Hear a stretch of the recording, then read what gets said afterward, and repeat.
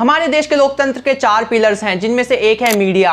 लेकिन पिछले कुछ सालों में हमारे देश की मीडिया किसी एक और नए नाम से ज्यादा फेमस हुई है, गोदी मीडिया। एक बार फिर गोदी मीडिया को झुकना ही पड़ा है और ये नाम मोस्टली टीवी न्यूज चैनल्स के लिए यूज किया जाता है। ऐसा इसलिए है क्योंकि लोगों का मानना ये है कि ये टीवी न्यूज चैनल कभी सरकार से कोई सवाल नहीं पूछते और यहाँ तक कि जो सरकार के खिलाफ मुद्दे होते हैं उन्हें दबाने की कोशिश करते हैं, और जो सरकार का नैरेटिव होता है ये उन्हीं को आगे पुश करते हैं।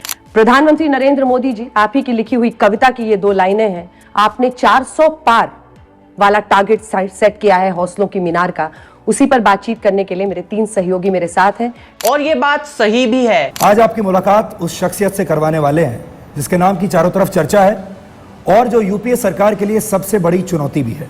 और यहाँ तक कि अब आप लोगों में से भी कई ऐसे लोग होंगे जिन्होंने टीवी न्यूज चैनल देखने छोड़ ही दिए हैं क्योंकि इन पर न्यूज तो दिखाई ही नहीं जाती। जी बदतमीजी कर रहे हैं अंजना जी, मैं बदतमीजी से मैं यहाँ पर बहुत महत्वपूर्ण विषय बता रहा हूँ। आप यहाँ एंकर हैं अंजना जी, और मैं आपसे किसी भी सेलिब्रिटी के साथ कुछ भी हो जाए, ये टीवी न्यूज चैनल्स एक कंपटीशन में लग जाते हैं कि कौन इस न्यूज को और बढ़ा चढ़ाकर दिखा सकता है, कौन इस मुद्दे को एक ब्रेकिंग न्यूज बना सकता है। एलवीश यादव को पुलिस ने नोएडा की एक पार्टी में सांप का जहर सप्लाई करने के आरोप में गिरफ्तार किया था। अब ये न्यूज चैनल नहीं बल्कि एक मीम चैनल बनकर रह गए हैं। पीती हूँ। हाँ, मैं पीती हूँ। बहुत अच्छा। तो मेरे कपड़ों से आप मेरे कैरेक्टर को जज नहीं कर सकते।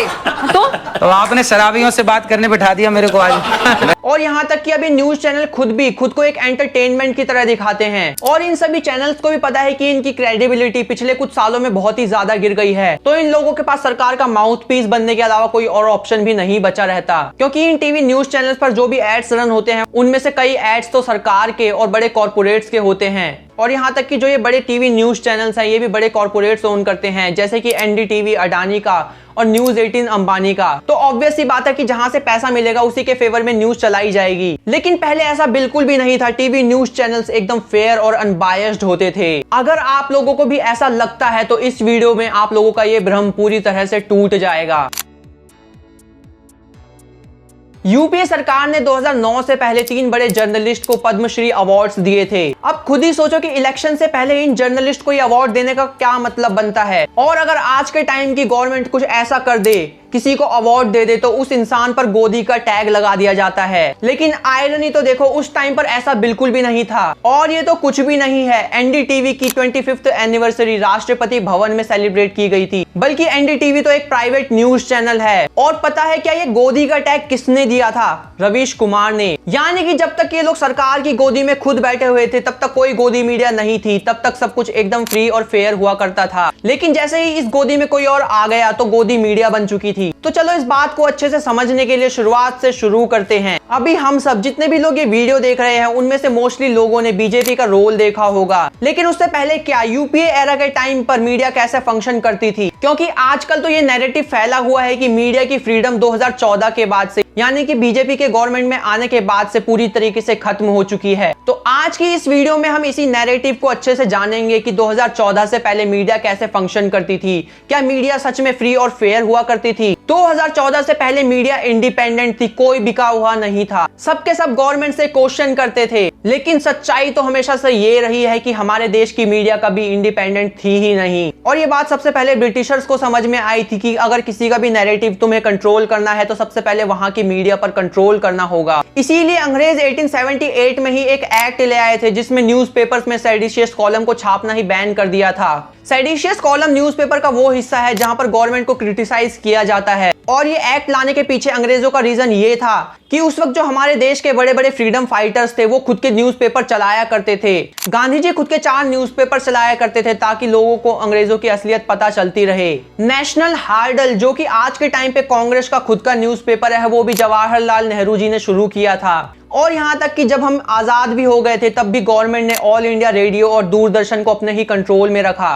और ऐसे ही 1948 में फिल्म डिवीजन को भी शुरू किया गया जिसमें गवर्नमेंट डॉक्यूमेंट्रीज और फिल्म्स बनाया करती थी, क्योंकि फिल्म्स एक अच्छा मीडियम है लोगों के अंदर अपना नैरेटिव पुश करने के लिए, लोगों के अंदर अपना इन्फ्लुएंस फैलाने के लिए। और जो ये मूवीज और डॉक्यूमेंट्रीज बनाई जाती थी इनके रिपीट टेलीकास्ट दूरदर्शन पे प्ले किए जाते थे। और इस चीज की इंस्पिरेशन भी ब्रिटिशर्स से ही ली गई थी। भारत में लोगों तक अपनी बातें पहुंचाने के लिए 2 मास मीडियम हुआ करते थे, रेडियो और टीवी। इन पर तो गवर्नमेंट का पूरा कंट्रोल ही था। और यहाँ तक कि जो प्रिंट मीडिया थी उसको भी गवर्नमेंट अपने ही कंट्रोल में रखती थी। और यहाँ तक कि कौन कितने न्यूज़पेपर्स पब्लिश करेगा ये भी गवर्नमेंट अपने आप ही डिसाइड किया करती थी। और फिर जो बचे कुछ प्राइवेट प्लेयर्स थे, सब कुछ सरकार के कंट्रोल में होने की वजह से वो चुप ही रहा करते थे। और फिर आता है 1975 इमरजेंसी का समय। इंदिरा गांधी नेशनल इमरजेंसी की घोषणा कर देती हैं। भाइयों और बहनों, राष्ट्रपति जी ने आपातकाल की घोषणा की है।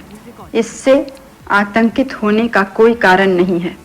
इमरजेंसी के लगाए जाने के अगले दिन से ही मीडिया पर कड़े कड़े प्रतिबंध लगा दिए गए थे और वो टाइम तो मीडिया वालों के लिए एक नाइटमेयर से कम बिल्कुल भी नहीं होगा। सरकार के खिलाफ कोई कुछ नहीं छाप सकता था, पत्रकारों को गिरफ्तार किया जाता था। 21 महीनों तक ये इमरजेंसी चली और जो सरकार चाहती थी सिर्फ वही पब्लिश हुआ करता था। तो अगर कोई बोले कि वो भी क्या समय था, सिर्फ न्यूज छपा करती थी, कोई भी अपने ओपिनियन नहीं देता था, तो उसे ये बात जरूर बोल देना कि अपने ओपिनियन देने की सरकार की तरफ से परमिशन थी ही तो नहीं। और ऐसे ही राजीव गांधी के टाइम पे डीडी नेशनल पर जब भी सरकार की बातें होती तो राजीव गांधी की इमेजेस और वीडियो क्लिप्स कुछ इस तरीके से दिखाई जाती कि लगे कि ये तो आम लोगों के साथ कितना घुल मिल कर रहते हैं, कितना काम करते हैं, ये तो जन नायक हैं, पीपल्स लीडर हैं, जैसा कि आज के टाइम पे कांग्रेस वाले राहुल गांधी के लिए करते हैं। और यहाँ तक कि जो ये राजीव गांधी की इमेज बिल्डिंग की क्लिप्स होती थी ये भी गवर्नमेंट वाले ही एडिट करके भेजा करते थे। और फिर आया 1992, देश हुआ लिबरलाइज, प्राइवेट न्यूज चैनल्स खुलने लगे, बाकी दुनिया के लिए देश का एक्सेस खुल गया।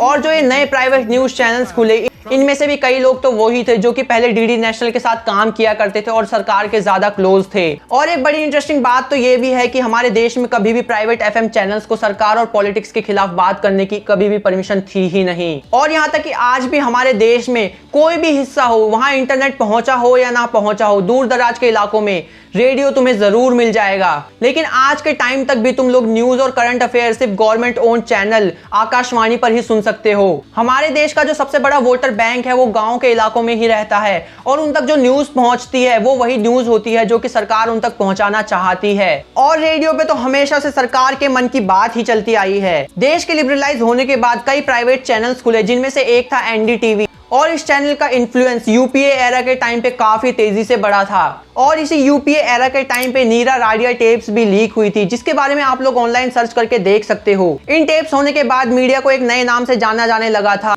दरबारी मीडिया और लुटियंस। और ऐसे ही एक जर्नलिस्ट थे विनोद दुआ, इन्होंने यूपीए के पावर में आते ही अचानक से एनडीटीवी के साथ मिलकर फूड रिलेटेड शो बनाने शुरू कर दिए। और इसके बाद फिर इन्हें 2008 में पद्मश्री अवार्ड भी दिया गया। और 2014 में जैसे ही नई गवर्नमेंट बनती है अचानक से इनका खाने से मूड भर चुका था, इसलिए इन्होंने दोबारा से पॉलिटिकल जर्नलिज्म शुरू कर दिया। तो बात तो कुल मिलाकर यह है कि कोई भी मीडिया प्लेटफॉर्म हो फ्री और फेयर तो बिल्कुल भी नहीं है, सबके अपने अपने बायसेस जरूर हैं। तो गोदी मीडिया तो हमारे देश में हमेशा से रही है, बस नाम, चेहरा और गोदी समय समय पर बदलती रही है। तो अगर कोई भी मीडिया चैनल एकदम फेयर नहीं है तो किसकी सुने? ऐसे में हमें क्या करना चाहिए, कहां से हम सही इंफॉर्मेशन ले सकते हैं? तो कोशिश ये करो कि सबको सुनो और सबको देखो, अपना खुद का एक ओपिनियन बनाओ, यहां तक कि उन लोगों को भी सुनो जिनसे आपकी आइडियोलॉजी मैच नहीं करती। क्योंकि एल्गोरिदम कुछ ऐसा है कि अगर आपने किसी टॉपिक से रिलेटेड एक पोस्ट लाइक तक कर दी तो पूरी आपकी फीड उसी चीज से भर जाएगी और दूसरी साइड की खबर कभी आपको मिल ही नहीं पाएगी। और ऐसे करते करते कब आप लोग एक अंधभक्त बन जाओगे पता भी नहीं चलेगा।